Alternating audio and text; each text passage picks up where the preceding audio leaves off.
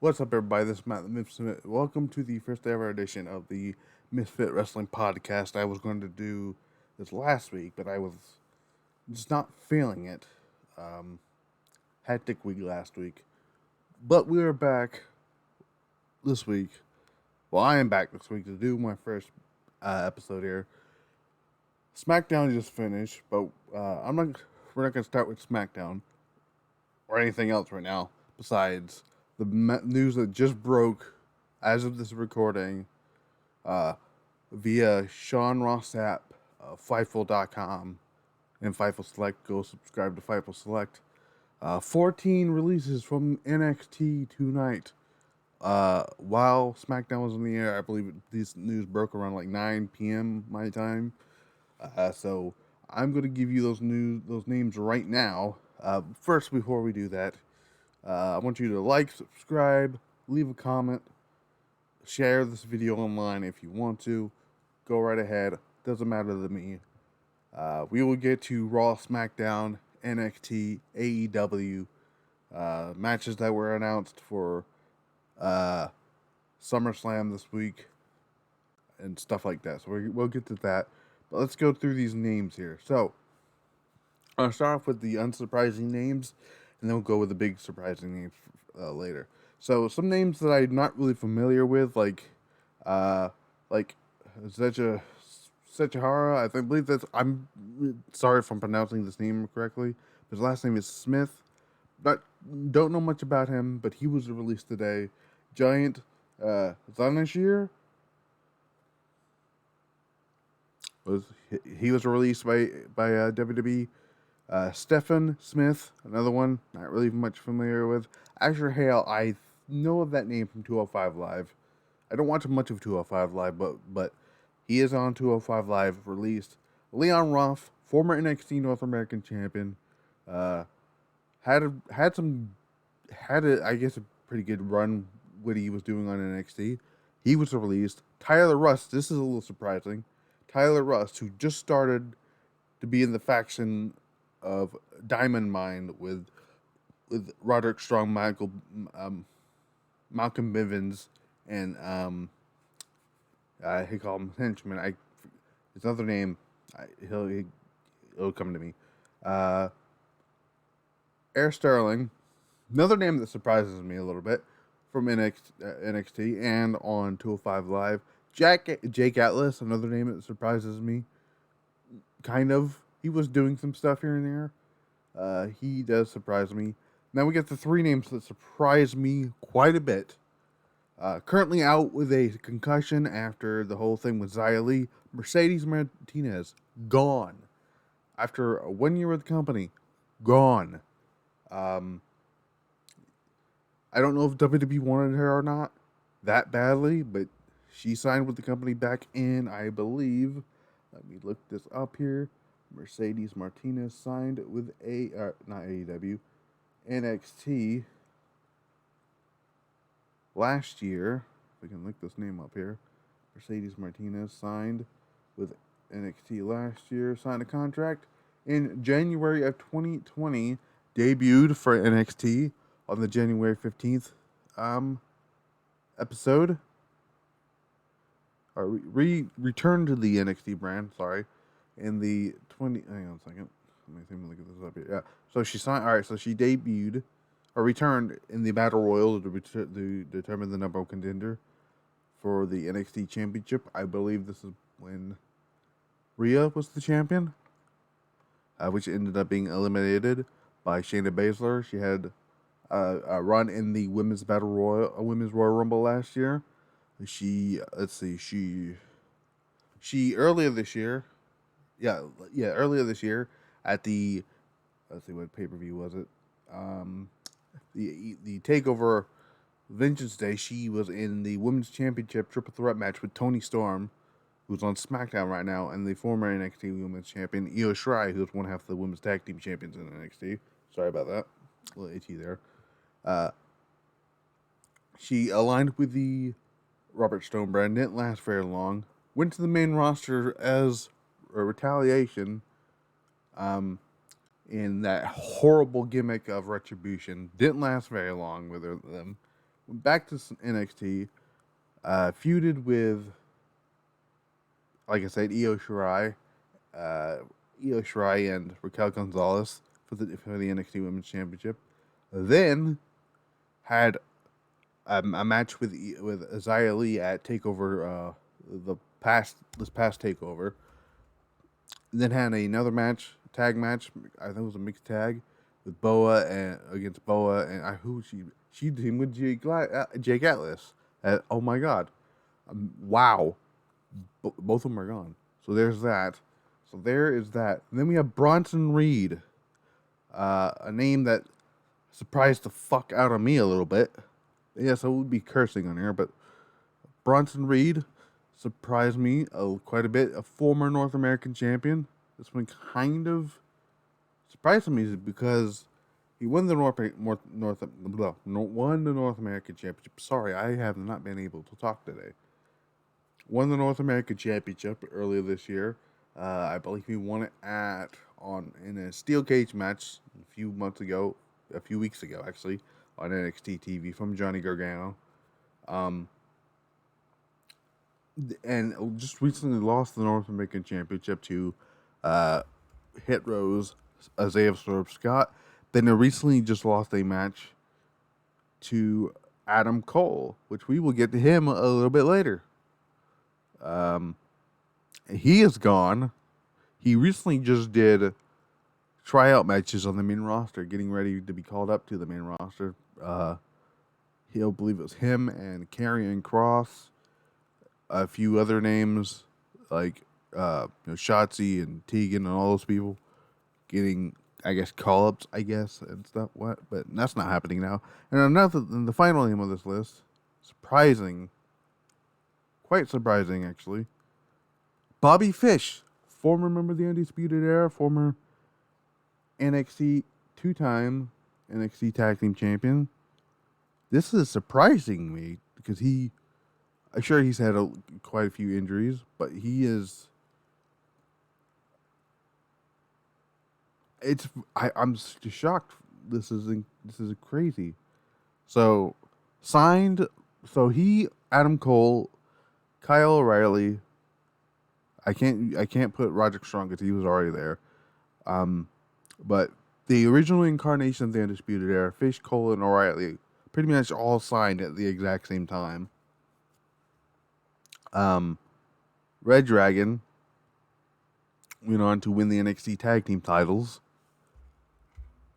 Bobby Fish signed a contract on July 12th of 2017. Was part of one of the best factions in NXT history, probably the greatest faction in NXT history, one of the best factions of all time, in my honest opinion. It's surprising that these releases just randomly happened. And then let's see if I can find the report from PW Insider, which is a new. There we go. I'll pull this up now. And according to PW Insider, if I can pull this up now, the idea. Okay, so PW Insider was told that this is the complete list of. Okay, so basically what's happening is they're going to be rebranding NXT with a whole new look and everything. I'm assuming, and people are assuming this is why these releases are happening, which is weird to me. But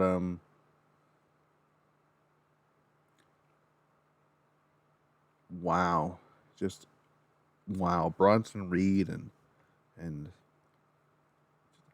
it's so weird to see this. But I hate seeing people lose their jobs. Talents that were not long just released. Killian Dane was released. Aleister Black was released. Samoa Joe, who came back, was released. Who else got released earlier this year? So Buddy Murphy, Braun Strowman. Just last week, Bray Wyatt, which I'll get into that a little bit later in this program. I don't know. It's like I don't know. It's all this craziness stuff that went on. It sucks that people have to lose their jobs, but this is what happens when you hoard talent. You shouldn't really hoard talent like that. It's not healthy for your company. And I know, like, I also get an AEW for that. But the thing with AEW is, sure, they are signing a lot of these people. Like, there's rumors that they've signed both CM Punk and Daniel Bryan. But here's the kicker: a lot of these talents can go work other places too. They're not just tied down to the AEW. Moxley can work Japan and the Indies. Uh, Malachi Black just returned to PWG. He's going to be teaming with Brody King for an upcoming PWG show, and I believe he's also teaming with the current Ring of Honor World Champion Bandito. I believe it's Bandito. I have to look that up. I believe it is Bandito though. But I guess we get into the. I guess I'll talk about Bray Wyatt now because I brought him up. So last Saturday, I was getting ready. I was somewhere else. We were getting ready. I was gonna plan on doing, like I said, this show last week, but I was just not feeling it and whatnot. But what happened the very next day shocked the hell out of me and everyone else because we didn't see it coming. Sean Ross Sapp, well, it was both Sean Ross Sapp and I believe it was Russell Votes. First it was Russell Votes said, and which I'm like, he said Tony Khan is probably a hurt or heel kind of guy.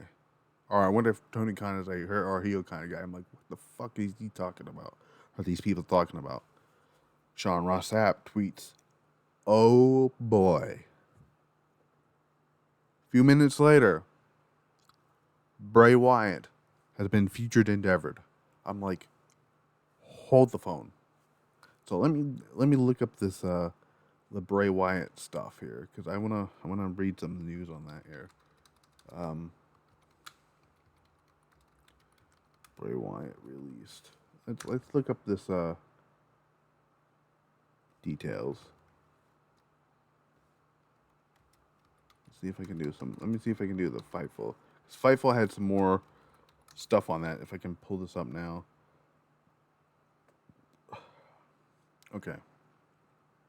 So what was going on here? If I can find it. So Bray Wyatt's final match for WWE was Night 2 of WrestleMania, where he lost to Randy Orton, and then did that Firefly Funhouse episode, and then just completely disappeared.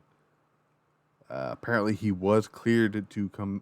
He was cleared 2 days prior to the release. Signed a new deal in 2020 last year. I'm trying to find out. This news came from Justin Barrasso of Sports Illustrated. I'm trying to find the news. Here's Fightful Select. Go like I said, go subscribe to Fightful Select. They were told budget cuts was the reason, which is bullshit because Bray is one of the top sellers for merchandise. He's making you money, and you're just gonna let him go. He's your money maker, one of your money makers. You just let him go. It doesn't make any sense. And then Fightful Select added the notion of the budget cut immediately. The notion of a budget cut immediately surprised those within WWE, as Wyatt is known as a great merch seller whenever he's actually active, which is true. One source indicated that Wyatt was a moneymaker for the company, and that's the case. That is true. Now there's more. I gotta find more on that news here. Got stuff on Ruby Riott too. I'm gonna bring that here in a second. Let me see if I can find budget cuts. Let's see. There was also creative frustrations between Bray Wyatt and WWE. Bray was very protective of his, started being very protective of his character after these losses that didn't need to happen and stuff like that. So there's that. I will bring up the Ruby Riott one here, but Bray Wyatt will land on his feet. Don't know where he's gonna go, but I am excited for what happens next with Wyndham Rotunda. On to Ruby Riott. This news came out Wednesday, in the Wednesday afternoon. From again Fightful Select. Sorry, I keep hitting the microphone. Give me some drink here. Now going by Ruby Soho, Fightful Select reports that Ruby Soho, the formerly known as Ruby Riott, on her way to AEW. Here we go. His plans call for Ruby Soho the former Ruby Riott, like I said, to make her way into the company, which is AEW, according to the talent and industry insiders. As far as we know, Ruby's non-compete clauses shortly up before All Out, which I believe is August.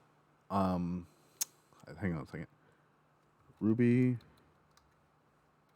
Riott non-compete clause. I believe that ends on September 1st.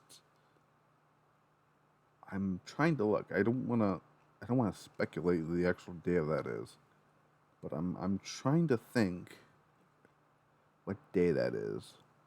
The actual date. Which he was, funny enough, she was also released the same time Aleister Black was, but Aleister Black's contract got him. So they didn't they didn't update his contract to the 90 days. It was just the same 30 days. But I'm trying to find the actual. I think it is September 1st, but I'm not sure. It's either September 1st or it's either September 1st or August 31st. So one of those days. It may be September 1st, but I don't want to speculate on that. Anyways, my thoughts on this: great pickup for AEW if that is the case. She's going to be a much needed addition, an injection to that division. I think she's going to debut in the Women's Battle Royal. You know what? I think she's going to win it. There's my first pick of All Out. First prediction of All Out. Ruby Soho to win the Women's Battle Royal. Because why not? So there's that. Adam Cole. Let's go to this Adam Cole news before we get into the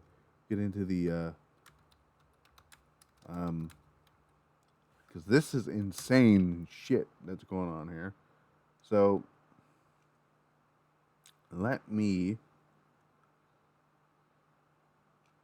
look for. This is from not Ringside News. This is from what was it?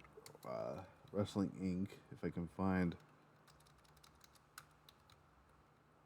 expired. Let's see. I'm trying to find it.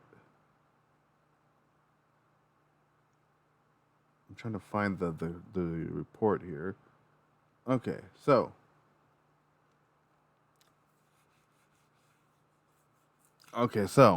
Adam Cole's contract reportedly expired around NXT's Great American Bash show from Fightful, who also broke the same news that Wrestling Inc. did.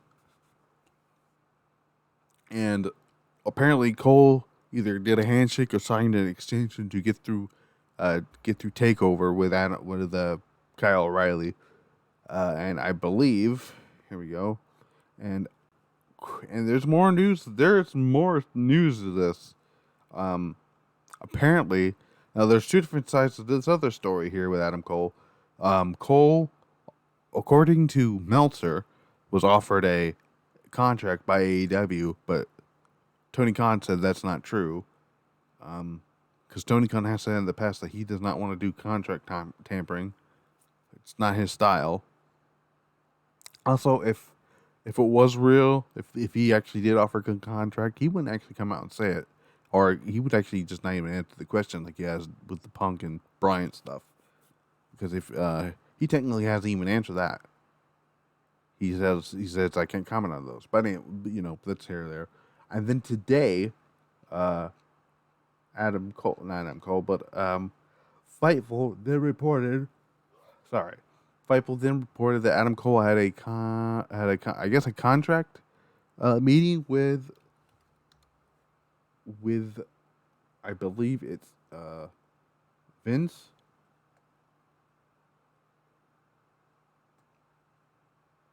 Wait, what is this? Hold on a second.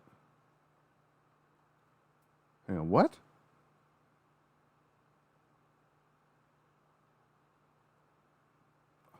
Who's the hold on, this is weird shit that I just seen. I'm sorry, I'm reading something here. Okay, never mind. Okay, that was weird. So, I'm looking this up. Let's see if there's any more news about that's come out. But Fightful Select reported that Adam Cole was backstage for SmackDown tonight.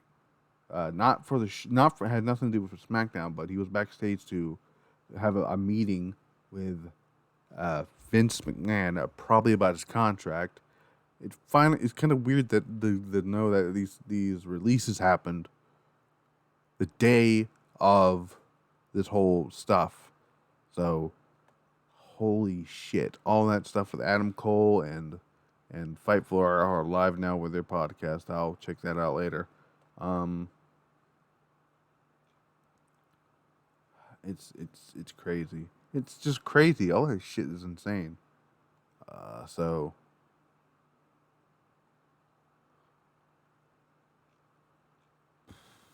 Wow. So that's basically all the big stories that are happening right now with Adam Cole. He's probably re-signed. If you're gonna release all these talent, I don't think Adam Cole wants to leave, but that's either here or there. This is so crazy. You have the Adam Cole story, the news. You have the 14 releases that came out today. You have Ruby Soho going to AEW. You have all this other stuff. I have some news. We'll talk about Malachi Black in a little bit when we get to AEW. But let's start going through all this stuff with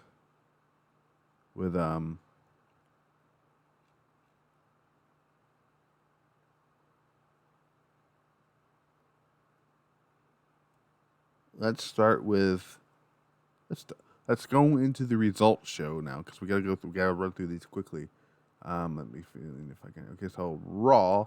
Unfortunately, we have to start with this terrible show. If I can find. Okay, so Raw opened. I'm trying to find. There we go. I'm trying to find what started.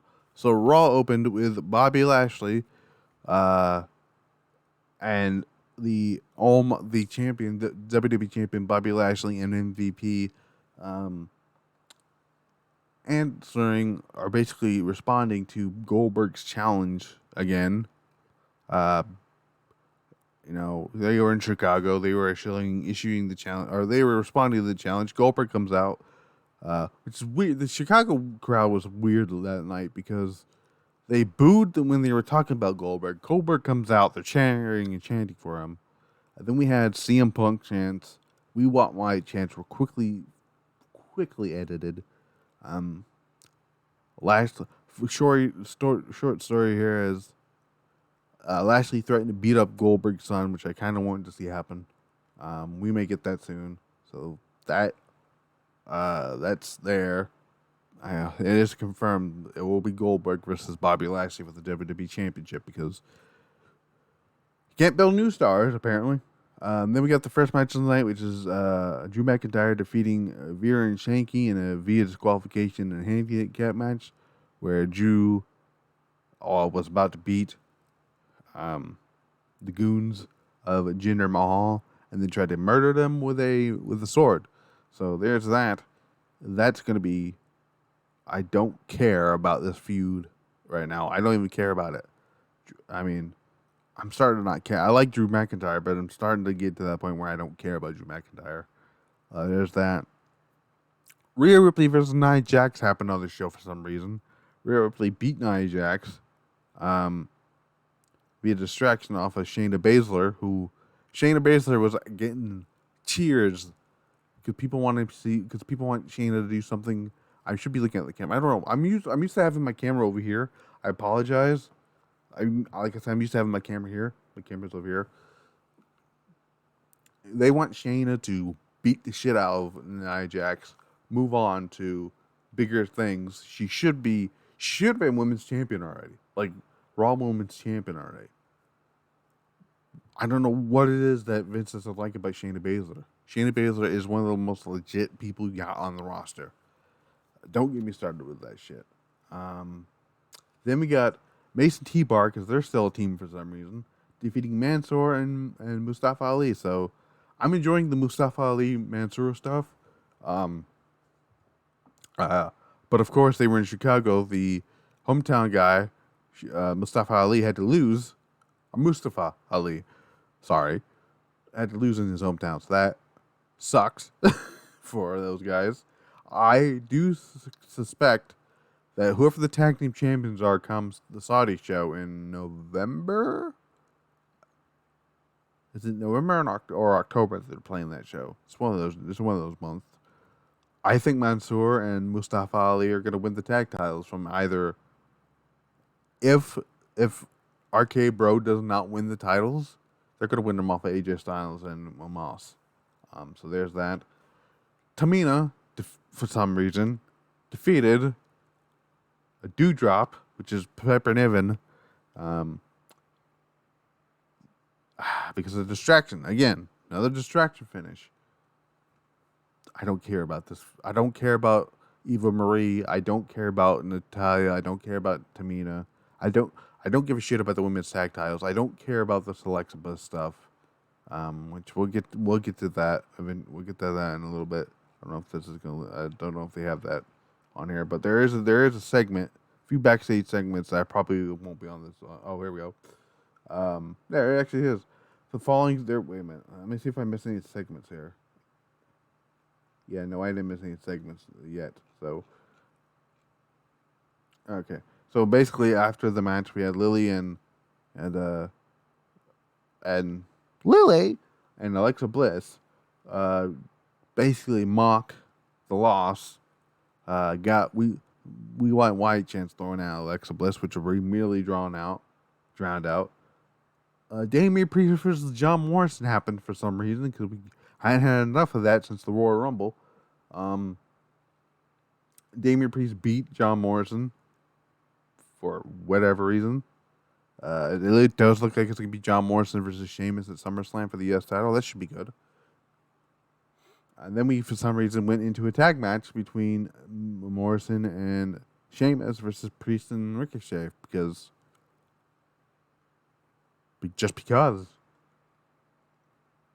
Omos defeated Riddle in pretty good, like for the way it was put together. Matt Riddle sold his ass off for Omos. We're slowly waiting for Randy Orton to come back. I don't know what's taking so long, but it does look like it's going to be Styles and Omos versus Matt Riddle and Randy Orton for the tag titles at SummerSlam. So that should be good. I'm enjoying Matt Riddle, Randy Orton stuff.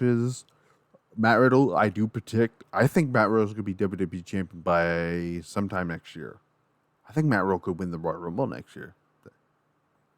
You know?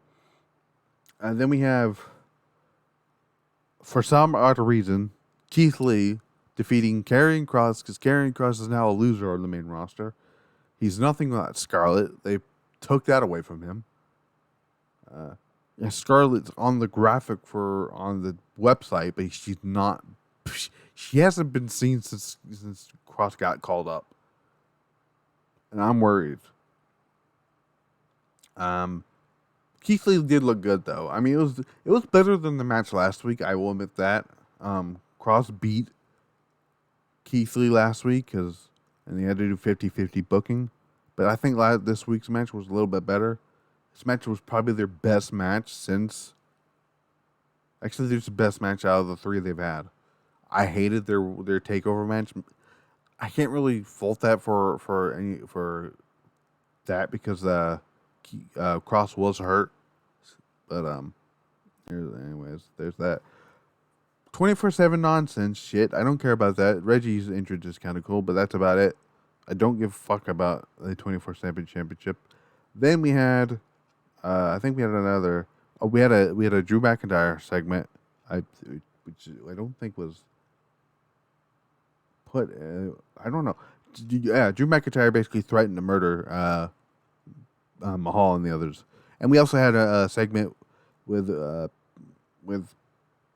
Bobby Lashley confirming the match for SummerSlam. Anyway,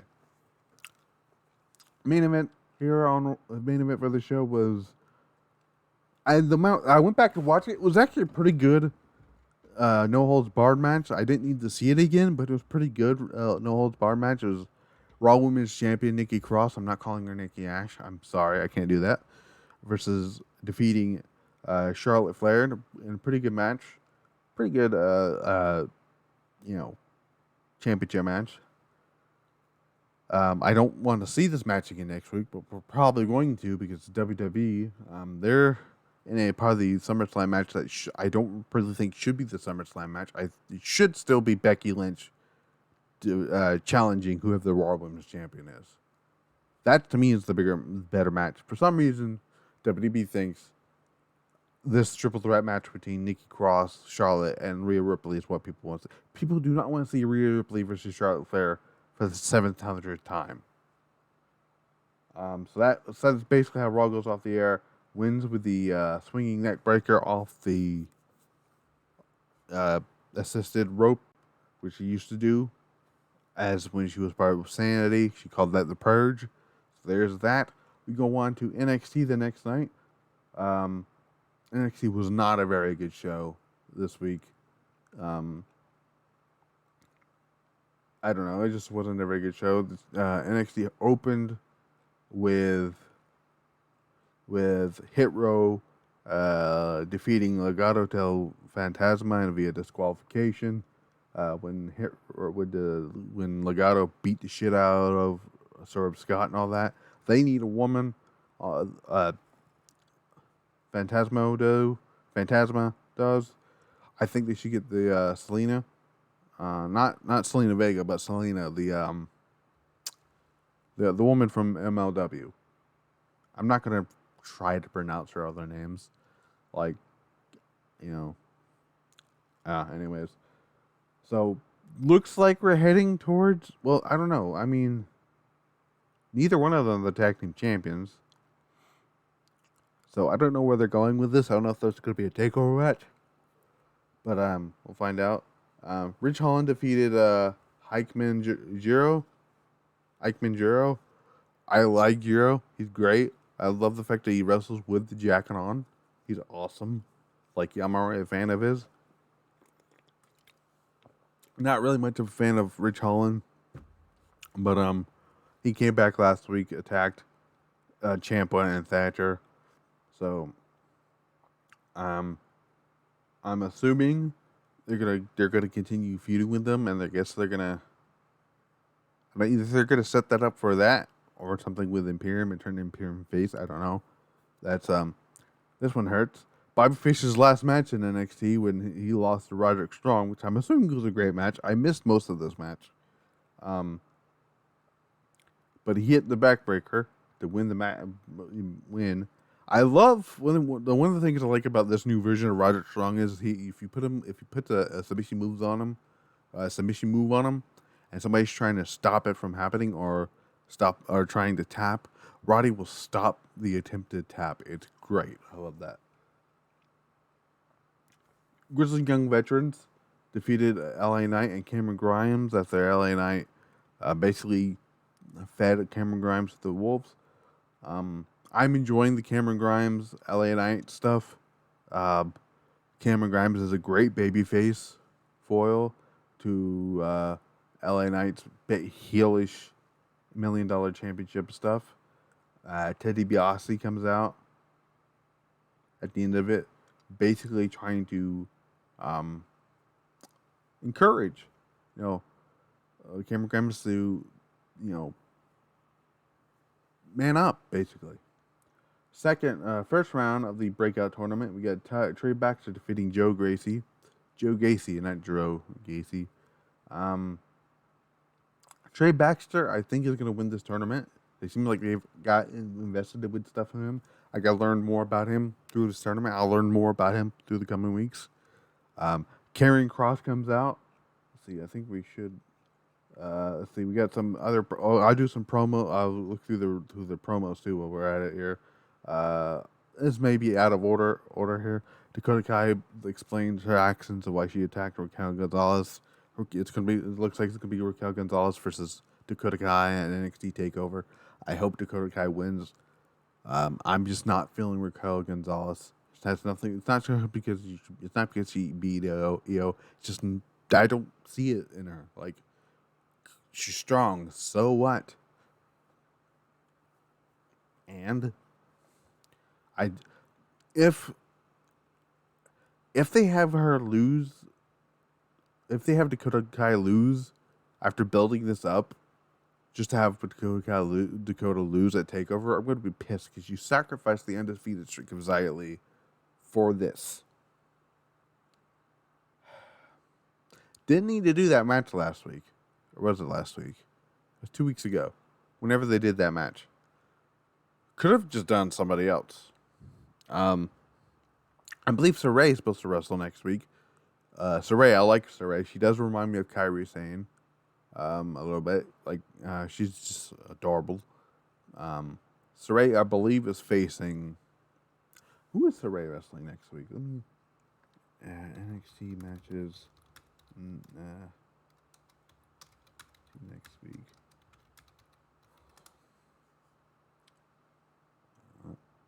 Let's see. Let me see if I can find...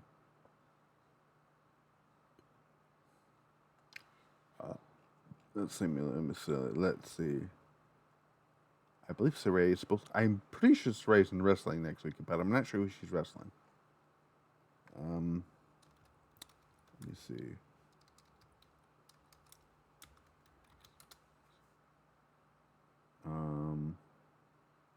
I'm looking here because I'm pretty sure she's supposed to wrestle next week.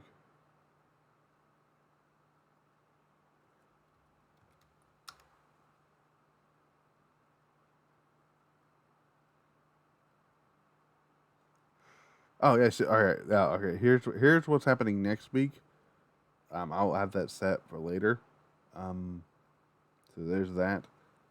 We have another promo here. We had a backstage promo with Frankie Monet and promises to rebuild the Robert Stone brand and her image. Don't care about Robert. I do not care about Frankie Monet. I just don't.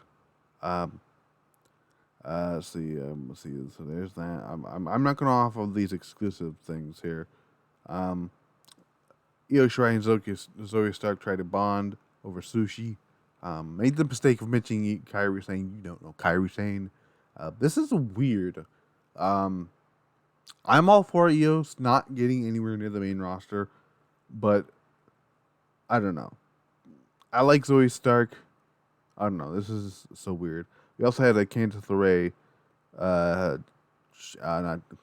and Johnny Gargano promo earlier on too in that show where they're trying to basically say Index is not going to happen. Whenever we also had a promo for Prime Target between the NXT UK champion Walter and Ilya Dragunov. That's going to be one of the big matches at TakeOver. Should be good. It's going to happen in front of fans, which is great. Then we have Cross comes out here, tries to provoke Samoa Joe, who's now an active wrestler again. It's gonna be Joe's gonna be hopefully take the title off of Karrion Kross. So Karrion Kross can go get more ruined on the main roster than he already is. Joe basically takes out the security because he's a badass. Then we got main event. Johnny Gargano defeated Dexter Lumis in a Love Her Loser match, which meant nothing because Index just ended up happening anyway. So that was NXT. That show was not very good. But here's what we got for next week's show. We have things that was announced for next week. Ember Moon will take on Saray, which should be a good match. Very good match. I like Saray. I like Ember Moon. Not as a promo, but I like her as a wrestler. Saray doesn't talk very much. I can't really, go here. Ilya Dragunov's going to be there in action. Raquel Gonzalez is going to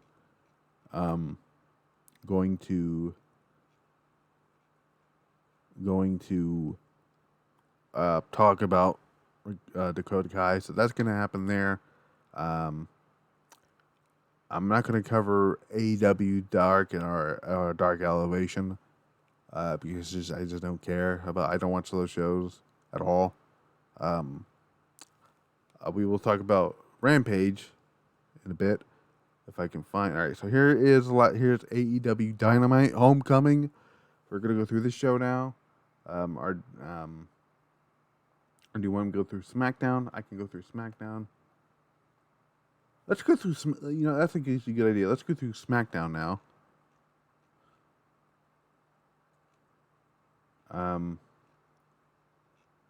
Let's see. Let's see if we can. Fuck it. Let's just go through SmackDown now.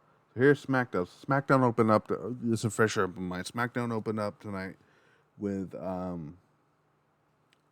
Bianca Belair and Sasha Banks and Zelina Vega. So basically, Sasha and Bianca are now set for SummerSlam. That was kind of obvious. We knew that was going to happen. We also have Bianca Belair versus Zelina Vega in a championship contender matches because these are new things for some reason. Even though early on the night they claimed it was a championship match, I'm so confused. That happened. It was an okay promo. I'm not really. I was never a big fan of Sasha Banks on the microphone. I like her as a pro wrestler. Not really care for her as a promo. Not the big. I've made this vocal. I'm not the biggest Bianca Belair fan, so I really hope she loses at SummerSlam. No offense to the Bianca Belair fans out there. So that's gonna happen later. That happened early on. Dominic Mysterio versus Jey Uso. I believe. And before that, we had a promo, backstage promo with Dominic and Ray. Ray is upset that Dominic challenged Jey to a match night. Ray basically is not happy father. Then we had a pretty okay match with Jey Uso and Dominic. Short answer is Jey Uso wins with a super kick and the splash to hit the Cruiser 3 count. So there's that. Edge has promo backstage when he's going to call out Seth Rollins for a match at SummerSlam. That ends up happening. So there's that. We also had King Nakamura take on Apollo Crews championship contender match. Nakamura basically wins via DQ because Commander Aziz causes the DQ basically.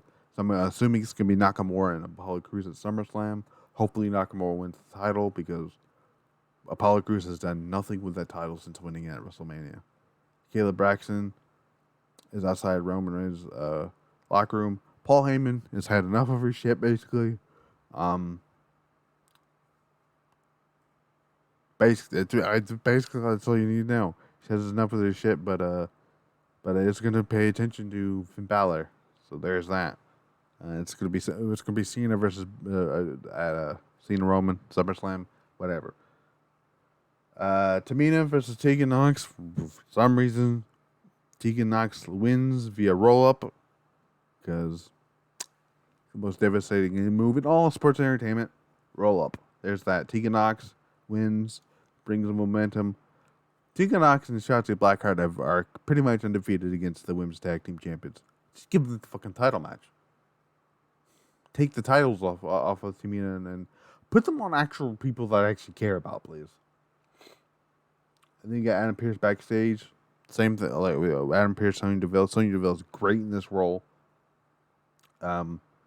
So I basically says if Zelina Vega won, she didn't, was going to get championship match, or in line in championship match for after SummerSlam. Great promo between Edge and Rollins, back and forth stuff. It is set for SummerSlam officially. It's Edge versus Seth Rollins. I'm excited for that. A match I have been waiting to see for quite a few years. I'm glad this is happening. Probably right now, it's the only match I really care to see at SummerSlam. I don't want to say I didn't like Cena versus Roman back in 2017. I don't care about it now. I don't care to see Bobby Lashley versus Drew versus Goldberg. I don't care about the women's title matches at SummerSlam. AJ versus Rollins. I am looking forward to that.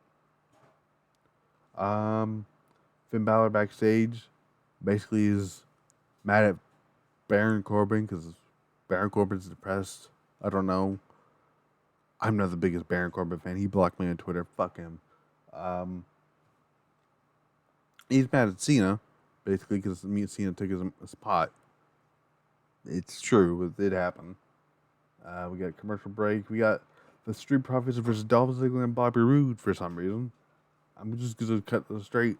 Missed the match, most of the match. Street Profits won. People want the smoke. I don't know what the hell that means. Bianca Belair, Selena Vega. Selena Vega lost. That's all you need to know. Match was worthless. Selena Vega has done nothing since coming back. Great re-signing there. Roman Reigns shown backstage, approached by Paul Heyman. Heyman informs that Balor versus Corbin is up next. Reigns said he's interested. And Finn Balor probably has nothing to do with Baron Corbin. I hope not. Baron Corbin and Finn Balor didn't last very long. Corbin tried to plead not to have the match happen because Corbin's a loser. Finn Balor wins, because of course he did. After the match, Balor got on the microphone, basically called out Roman Reigns. Roman Reigns came out. But basically, Finn Balor beat the fuck out of the Usos. Roman Reigns stood tall at the end of the night. No, seen John Cena. Probably he's doing the dark match. But that's about it. That was SmackDown. Okay show, I guess. I missed most of it anyways. But from what I saw, it was kind of hard to watch the rest of the, pay attention to that show when that news broke with the releases. So now let's go into the show that I'm very excited to talk about. AEW Dynamite, Homecoming. Back to Jacksonville because, they said, oh, we missed Jacksonville. I'm like, you guys haven't been gone long enough for us to miss Jacksonville. So the opening match was the 5 Labors of Jericho, Chapter 3. It was the Dibbo God. It was not the Lionheart. I was very disappointed. Versus Juventud Guerreras. It's not 1998, but I'm okay with this. Jericho must win with a move from the top rope, which he did. MJF on commentary, always great. MJF is a fantastic heel. I love what he's doing. The juice is loose in Jacksonville, says Excalibur. Said Excalibur. Yep. That was a line that was said. The match started off slow at first. It had been 20-something years since they've wrestled each other. And then they started finding that flow again that made their matches great in WCW. One of my favorite matches from WCW was the Super Brawl match, where I think it was for the Cruiserweight title, Hoovy and Jericho, if Hoovy lost, he had to unmask. I was kind of hoping that if we got the Lionheart versus Jericho, that Jericho would wear the same mask that he tore off of Hoovy at Super Brawl. That would have been funny. But basically, Jericho won with a super juices effect from the top rope. So there's that. Wardlow comes out after the match, beats up Jericho and Juventud. That is your 4th label, Jericho. Kind of underwhelming. I was hoping it would be somebody like Lance Storm or Ultimo Dragon or somebody from his past. Or I like this idea that I kept seeing on Fightful and Wrestle Talks podcast. The idea of Sammy Guevara being the 4th labor of Jericho. And his rage for MJF and Sammy is in the top 5. I believe Sammy's in the top 5. Let me look. I don't want to, but I believe Sammy is in the top 5. He's not. Interesting. I thought he was. Well, but basically, that would be great. That would have been so fun to do that. So that's not happening. But we got a backstage promo with Dasha Gonzalez with Andrade and the Lucha Bros.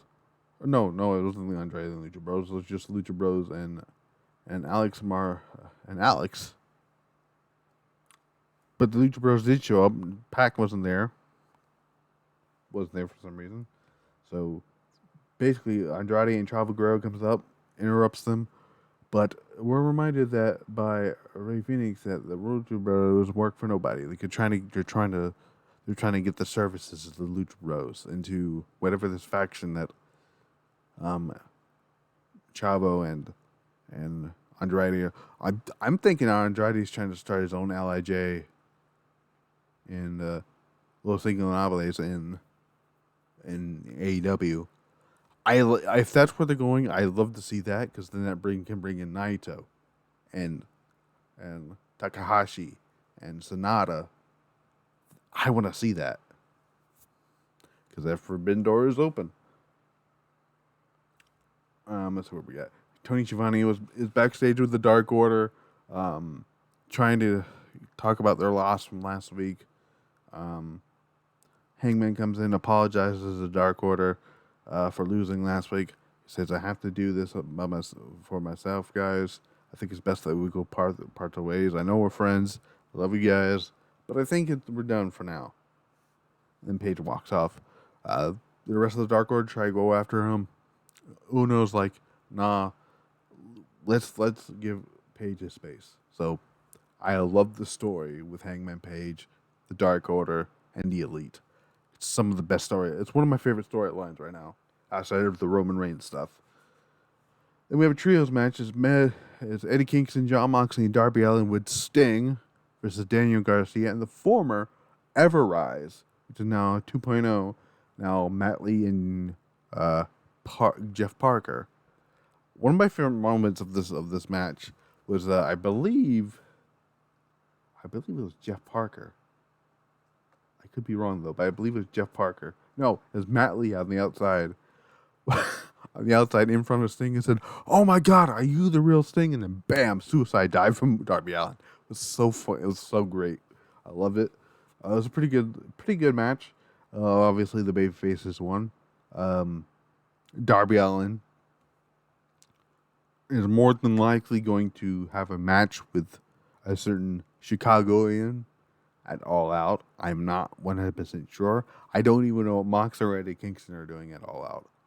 No, actually, I know what Moxley is going to be doing All Out. Moxley is apparently going to be facing Tanahashi at All Out because they're setting that up, which I am excited. I never thought I'd see John and Moxley versus Hiroshi Tanahashi on American soil for an AEW pay-per-view. That should be good. All right, so we got the Elite backstage. We're backstage with Kenny. And the Bucks said they should retire as champs because there's no one left to beat them. That was basically the promo. Though they had some funny shirts that were kind of alluding to quite a few things. And then we had Christian Cage with Jurassic Express Jungle Boy versus the Blade and with the Bunny. I just don't care about the Blade. He looks ridiculous with that fucking outfit on. I like the Bunny. I like Allie. Jungle Boy is one of the most over wrestlers in that company. Christian Cage is now the number one contender. My issue with Christian Cage being the number one contender isn't the fact that he's the number one contender. I just don't. If this match happens at All Out, I don't want this to be the main event. I love Christian. He's one of my favorites.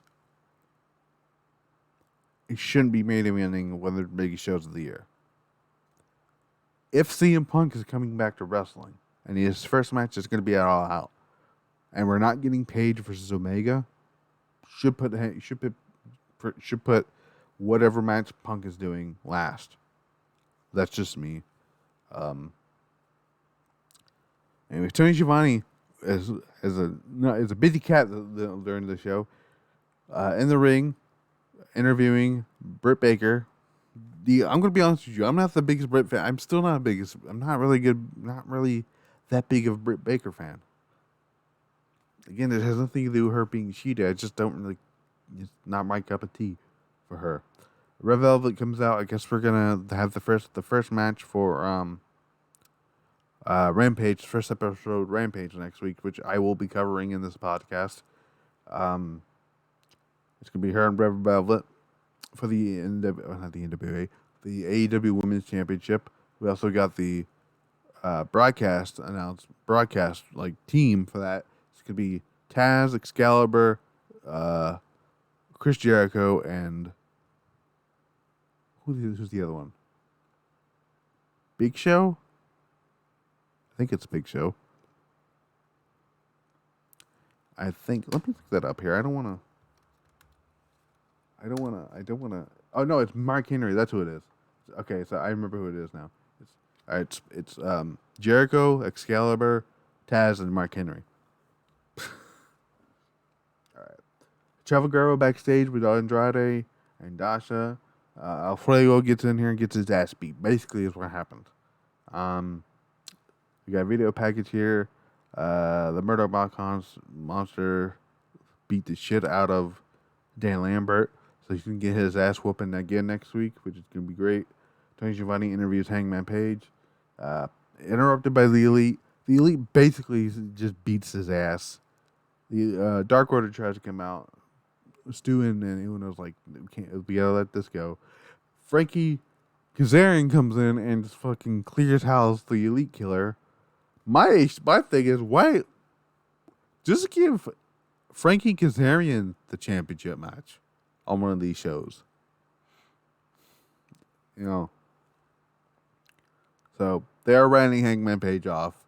Hangman Page, apparently his wife is going to be giving birth to their child that weekend, that all out weekend. So I guess now that makes sense why Hangman will be all out. So that makes sense. TNT Championship match, which I thought was going to be a squash match. God's favorite champion, the Redeemer, Miro, who is so better off in AEW. It's not even crazy. At first I didn't like what he was doing, with the whole best friends and Kip Sabian shit. I hated that, so I didn't. I know a lot of people like that arcade stuff. I fucking hated it. But now that he's on his own and he's doing this, the God's favorite champion, the Redeemer stuff, and his fucking promos are funny. He'll have these promos, and then take a moment to talk about how hot his wife is. It's fantastic stuff. He beat Nightmare Family's Big Shotty, Lee Johnson. Very good match. Very entertaining match. Then I don't think he calls it the Colossus, not the Colossus. The Accolade. He calls it, the fuck does he call it now? He calls it Game Over, which is interesting. Well, he's a gamer, I guess. So, I don't know. So who's going to face Miro at the pay-per-view? Well, you could go with Jungle Boy. Let's see. You could go with Jungle Boy. Let's go to the rankings here. Let's look at the rankings for a second. So you could go with Jungle Boy. You could go with Darby Allin, but I think Darby Allin is going to be busy. I think it's going to be Jungle Boy at All Out, and I think Jungle Boy should win the championship. That's just me. I think Jungle Boy should win the title. Tony Schiavone is just on fire. Like I said, the whole thing with Christian Cage, I didn't really care much about his promo. He did say he's going to be in Dynamite for Pittsburgh and Rampage, so maybe we'll get that match on one of the Rampages, probably at the Chicago show, which is rumored to debut CM Punk. NWA Women's Championship Eliminator, which I knew Serena Deeb had to have surgery, but I didn't think that it was going to be that bad where she had to be stripped of the championship. It was the Bunny versus legit Layla Hirsch. Layla Hirsch reminds me of a young Shayna Baszler.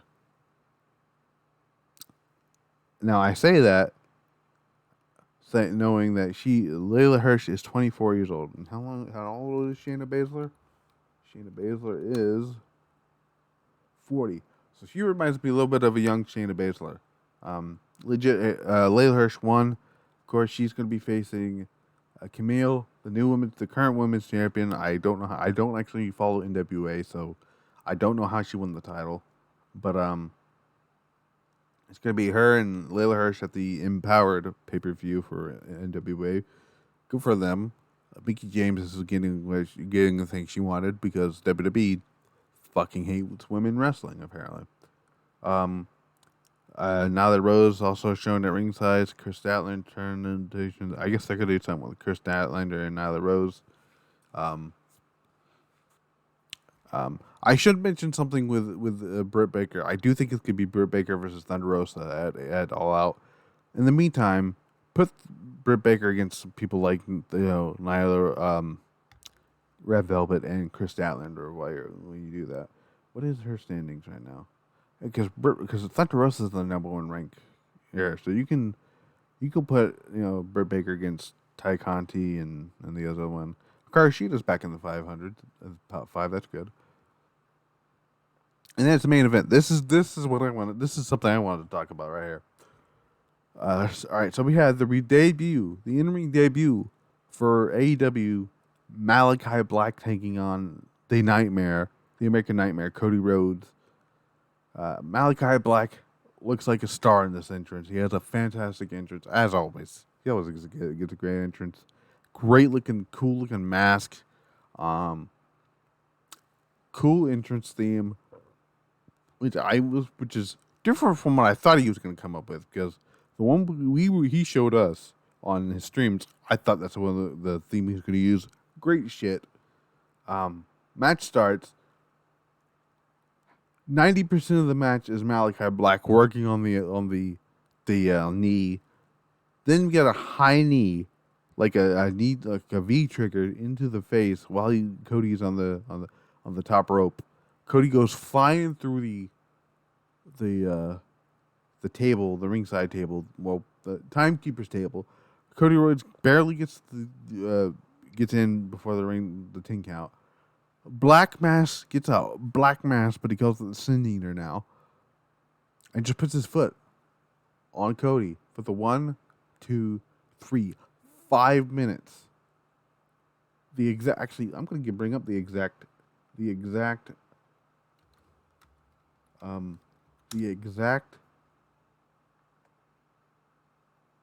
timing right here. 5 minutes, 9 seconds.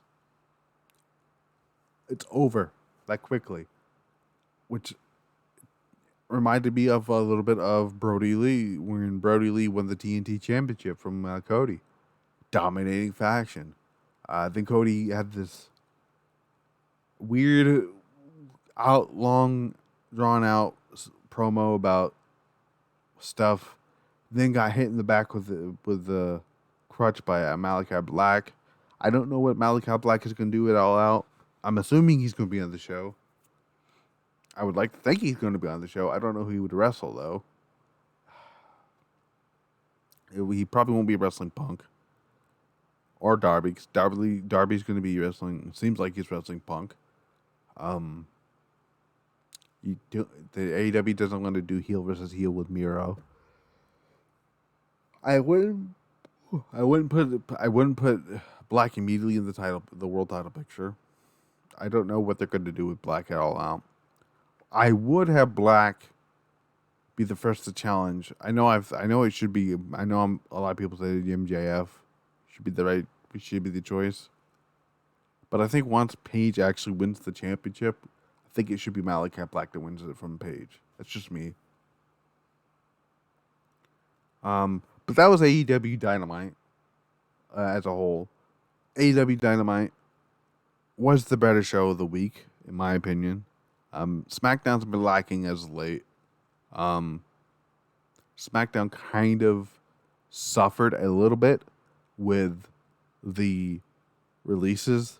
Not the show, but people paying attention to the show because of the releases. So that it was kind of different to pay attention to this stuff. Sucks that the people had to lose their jobs, Bobby Fish will do fine. Bronson Reed will do fine. Mercedes Martinez. I'm very upset that the AEW did not pick up Mercedes Martinez when they did the Women's Battle Royal 2 years ago at All Out. Why did they not pick her up? That doesn't make no sense. Just for that, I think she will go to AEW. Bobby Fish, I don't know where he'll go. I'd like to see him go back to New Japan. Bronson Reed. Probably New Japan. Then again, then again, I don't know if they want to put Bronson Reed and Jeff Cobb in the same company. I mean, and then AEW's got Bear Country, so that's. I don't know. Bronson Reed could work anywhere. Bobby Fish will be fine. Bronson Reed will be fine. Mercedes Martinez will be fine. Bray Wyatt, if he wants to come back to wrestling, I think he'll do fine. If he wants to do movies, that's cool. Awesome. Let's see if any more news broke on Adam Cole. Wow.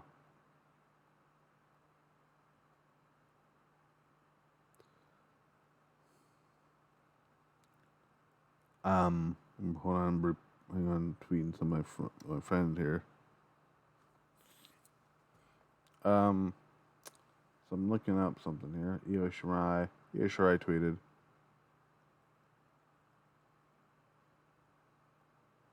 I don't think Io Shirai. They're not gonna. They won't release Io Shirai. I mean, maybe, I don't know. Desmond Troy, a new release. Wow. Isn't he part of Desmond Troy? Okay, that's another name was just released. Another name added to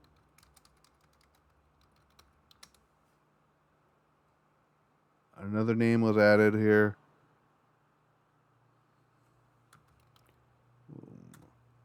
New stuff was released. I didn't see that one coming. Any more names here?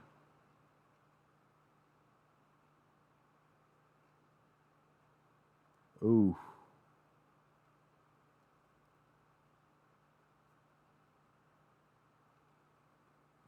Desmond Troy. I don't know much about Desmond Troy. I really don't. He didn't really do much. He didn't really do much, but he was released.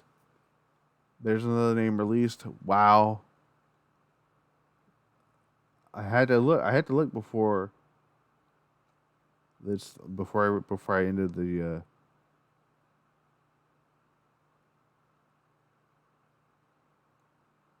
but there we go. That's life right there, man. John Cena competes after SmackDown. He teams with the Mysterios again to take on Roman Reigns and the Usos. If you're gonna have Cena on the show, if you're gonna have Cena there, just have him on the show. Well,